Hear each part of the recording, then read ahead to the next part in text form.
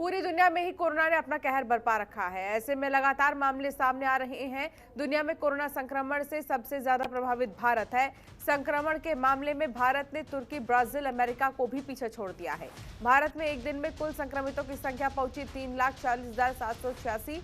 एक दिन में अगर बात की जाए तो मामले लगातार 3 लाख से भी ज्यादा सामने आ रहे हैं, जो कि चिंताजनक हालात अब देखे जा सकते हैं।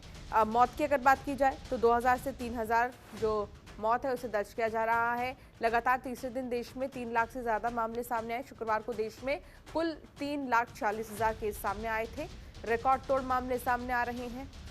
ऐसा अब तक दुनिया में किसी भी देश में देखने को नहीं मिला, जो कि भारत में देखने को मिल रहा है। ब्राजील में अगर बात की जाए तो लगातार गुरुवार को साफ तौर पर देखा गया कि आखिर किस तरीके से 79,719 मामले सामने आए थे। अमेरिका में 62,642 और तुर्की की अगर बात की जाए तो यहाँ पर भी इसी तरीके से मामले सामने आ रहे हैं। 54,000 से ज्यादा केस सामने आए हैं।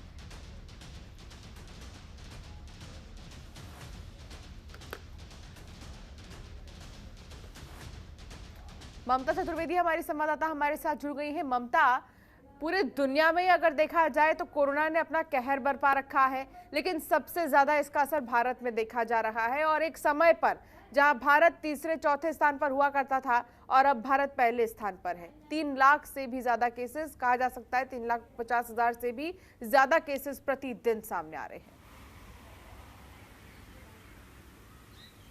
जी बिल्कुल अंशिका, अगर भारत की बात करें तो लगातार कोरोना संक्रमण के जो मामले हैं उसमें इजाफा हो रहा है। और अब अगर 24 घंटे की बात करें तो 3 लाख से अधिक मामले देखने को आ रहे हैं। और इसके अलावा अगर मौतों की आंकड़ों की बात करें तो 2,000 से ज़्यादा एक दिन में मौतें हो रही हैं। तो काफ़ी डरावने वाले आंकड़े हैं। कभी बिल्कुल सही है कि जब कोरोना शुरू हुआ था तो भारत जो है तीसरे चौथे पायदान पर हुआ करता था, लेकिन आज जिस तरीके से संक्रमण बढ़ा है, पहले पायदान पर आ गया है हिंदुस्तान, जो बेहद चिंताजनक है देश के लिए, सरकारों के लिए और देश के तमाम लोगों के लिए। अगर दिल्ली की बात करें तो यहाँ पर इस बार 24 घंटे में 24,000 से भी ज़्यादा केसेस आए हैं। हालांकि इससे पहले 25,000, 26,000 मामले देखने को मिले हैं। मौतों की अगर बात करें तो वो भी संख्या बहुत ज़्यादा है। तो जिस तरीके से कोरोना संक्रमण के मामले लगातार बढ़ रहे हैं तो कहीं ना कहीं इससे साफ पता चलता है कि चाहे वो केंद्र सरकार हो या फिर राज्य सरकार हो, कहीं ना कहीं इन लोगों से लापरवाही तो हुई। जब कोरोना संक्रमण शुरू हुआ, पहली लहर आई, उससे सबक नहीं लिया और उसी का खामियाजा अब देश को भुगतना पड़ रहा है। अगर सीखा होता तो मुमकिन है कि आज ऐसी स्थिति का सामना देश को नहीं करना पड़ता जो अभी कर रहे हैं। क्योंकि संक्रमण की अगर बात करें, चाहे वो देश का कोई भी हिस्सा हो, दिल्ली हो, उत्तर प्रदेश हो, महाराष्ट्र में एक दिन में 66,000 से भी ज़्यादा केसेस आ रहे हैं। ऐसे में अंदाज़ा लगाना बेहद आसान है कि देश की स्थिति क्या है कोरोना संक्रमण को लेकर। और कहीं ना कहीं पहली लहर के बाद जिस तरीके से ढिलाई शुरू हो गई थी, लोगों ने लापरवाही बरतना शुरू कर दिया था, उसी का खामियाजा कहीं ना कहीं भुगतना पड़ रहा है। देश के तमाम राज्यों की एक ही तस्वीर है। हर जगह अस्पतालों में चाहे बेड हो, ऑक्सीजन हो, तमाम चीज़ों के लिए मारामारी है। लोगों को नहीं मिल रहा है, जिसके चलते मौत हो रही है।